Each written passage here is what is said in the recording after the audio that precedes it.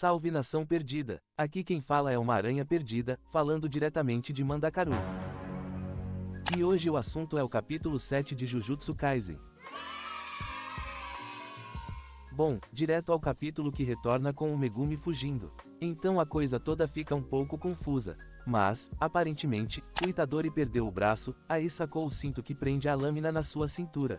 E, ao mesmo tempo, ele usou o cinto para estancar o sangramento do seu braço, prendendo o cinto com a boca, enquanto o braço bom ele usou para trocar socos com o espírito. Ou seja, o cara é uma máquina. Então tá bom. Enquanto o Itadori faz 1 milhão de coisas ao mesmo tempo, além de aguentar um soco na costela. O Megumi não faz nada. O que já é bom, ele já ajudou o suficiente. E aproveitando que o amigo não está atrapalhando, o Itadori pediu ajuda ao Sukuna, que graças aos deuses se recusou. O que foi muito bom.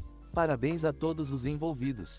Dito isso, enquanto Itadori e Sukuna discutem, o espírito ataca, mas ele é bem gentil e erra propositalmente a dupla. Certamente que sim. E bem, aqui faço uma pausa nos acontecimentos do capítulo. Quero falar sobre esse ataque que o espírito usou e sobre um dos meus problemas com Jujutsu Kaisen. Então tá. Eu gostaria de ver os personagens evoluindo de uma forma mais natural. Tipo assim, queria ver os personagens aprendendo com as suas missões. Por exemplo, olha como o espírito ataca a dupla. Ele basicamente reuniu energia na boca e cuspiu. O cara cuspiu uma massa de energia concentrada. Aí eu me pergunto, por que, por exemplo, o Itadori que não tem nenhum feitiço, não faz algo parecido? Teoricamente, e se eu não entendi errado, a energia amaldiçoada é um bagulho infinito, certo? Se quiser sim, mano. Tipo assim, enquanto os caras são capazes de se mover, a energia não acaba. Ué. Como a fonte da energia amaldiçoada são pensamentos negativos de raiva, ciúmes e coisas do gênero, enquanto a pessoa é capaz de amaldiçoar mentalmente, sem energia ela não vai ficar. Assim, eu gostaria muito de ver o Itadori, mas não só ele, porém, como ele não tem feitiço, seria muito foda se ele fosse, entre aspas, um copiador. O Itadori tem duas vantagens, a principal é o físico, então faz sentido ele ter um foco numa luta corpo a corpo explorando o seu físico de super-humano. Existe um motivo, no entanto, estamos numa história onde uns 80% dos personagens possuem alguma forma de ataque de longa distância. Curiosamente, os únicos que vão usar ataques de longo alcance, usando puramente energia amaldiçoada, são justamente esses espíritos de 4 olhos. E ele usa 2 movimentos nessa luta que o Itadori poderia copiar. O primeiro é esse cuspe, que o Itadori poderia fazer algo tipo Frieza, ou então, o Ace, que usa uma técnica super simples, ele só dispara bolas de fogo pelos dedos. Se quiser sim, mano. Tem também essa barreira barra onda de choque. O Itadori poderia ter uma parada assim. Já teríamos uma variação massa no estilo de luta dele, com ele atacando de curto e longo alcance. Infelizmente, tudo que o Itadori aprende com isso é nada. E seria muito foda se a evolução do Itadori passasse pelas suas experiências. A verdade é que ele vai regredir. Depois desse capítulo, ele nunca mais vai usar uma arma amaldiçoada. O que não é exatamente ruim, né? Seria bem fraco ver ele se tornando um especialista depois de uma semana. Não, nada a ver, irmão. Enfim, só queria ver uma construção de poder, entre muitas aspas, natural. Então tá bom. Mas é isso. Voltando aos acontecimentos do mangá. O Itadori faz o Megumi fugir. Infelizmente, não foi um plano planejado. O Itadori basicamente se sacrificou e, por uma coincidência do destino, criou um plano genial. Não existe ninguém melhor que o Megumi para encontrar alguém. Agora assim, sair do domínio inato acaba sendo algo super conveniente, já que o lobo que sabia o cheiro da saída era o branco, mas, aparentemente, os lobos compartilham tudo.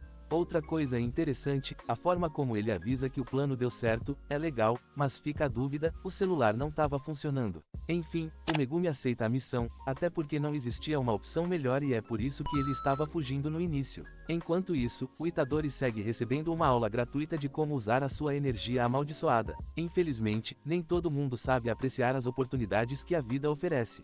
E falando sobre o que a vida entrega, depois do incidente do reformatório, eu gostaria muito, mas muito mesmo, que a confiança do Itadori fosse abalada. Ele toma uma surra histórica. Ele é confrontado com a realidade. Ele é só um garoto, que nunca recebeu treinamento de nada, não tem controle nem sobre o próprio futuro e quer mudar a vida das pessoas. Esse choque de realidade deveria ter colocado o Itadori com os 2 pés no chão, enterrados a 2 metros de profundidade. A filosofia de vida dele deveria ser, eu sou fraco. Ele deveria ser o que mais treina do trio, para nunca mais correr o risco de viver uma situação dessas novamente.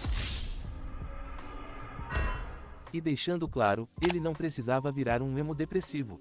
Ele poderia ser engraçado em momentos casuais e sérios. Infelizmente, ele vai apanhar, ainda vai apanhar muito. Mas a cada nova surra, a confiança dele vai crescer igual ao Garou cresce em força depois de apanhar. Me perdi um pouco aqui. Bem, enquanto o Itadori segue recebendo uma lição da vida, a Nobara foi derrotada por uma meia dúzia de espíritos de nível baixo. Essa é outra que do nada vai ficar forte, né? Porque até agora é só decepção. A mulher tá apanhando pra cogumelos. Tá tão acostumada a enfrentar merda no interior que saiu pra uma missão completamente despreparada. Nem levou um martelo extra. Enfim, talvez a função dela seja exatamente essa, ser salva. Então tá bom. E é isso, Nobara é salva e voltamos para o Itadori que está vivendo o seu pior dia. Nem quando o avô morreu, esse pivete sofreu tanto. E outra, até esse momento, o futuro dele estava indo pra merda. Sem uma das mãos e perdeu basicamente os 5 dedos da outra. Infelizmente, a autora não colocou isso na história. Seria interessante o Itadori lamentar isso também. Essa é bem dizer a primeira missão dele. Então assim, é a primeira missão e ele já ficou incapacitado. Na teoria, o futuro como feiticeiro acabou. Porém, isso não passa pela cabeça dele. Na verdade, ele chegou à conclusão de que nem iria sair com vida, então faz sentido. Não tem por que pensar num futuro que não existirá.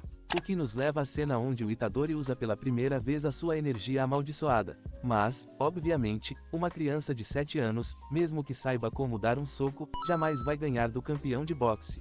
Porém, o Betinha finalmente recebe um pouco de ajuda com o Megumi, que fez o lobo uivar para avisar que cumpriu a missão, permitindo o Itadori trocar com segurança com o Sukuna. E assim, a cena é ótima. Então tá. Mas achei curioso, teoricamente, o Itadori tem um celular. Seria ainda mais interessante se mostrasse o Megumi com o celular na mão. Aí seria o ouro. E outra, o Megumi todo cansado, o cara tem um Shikigami que é uma cobra gigante, mas decidiu correr. Que tal comprar um Shikigami cavalo, né? Enfim, as escolhas do Megumi jamais farão sentido pra mim. E bom, é isso. O capítulo encerra com o surgimento do Sukuna. E assim, posso adiantar que, de tudo que vai acontecer, só tem uma coisa que pra mim é fraco, mesmo possuindo um motivo pra existir. Mas é isso, o Itadori tomou uma das maiores surras da sua vida, mas infelizmente, não vai aprender nada com isso. O Megumi segue sendo qualquer coisa, Pivete deveria ser a solução dos problemas, mas está sendo uma máquina em criá-las. E a Nobara, bom, coitada. Até agora, não fez nada além de ser salva. Dito isso, até aí, nada de novo no mercado. E bem, é isso. Até a próxima e não olhe.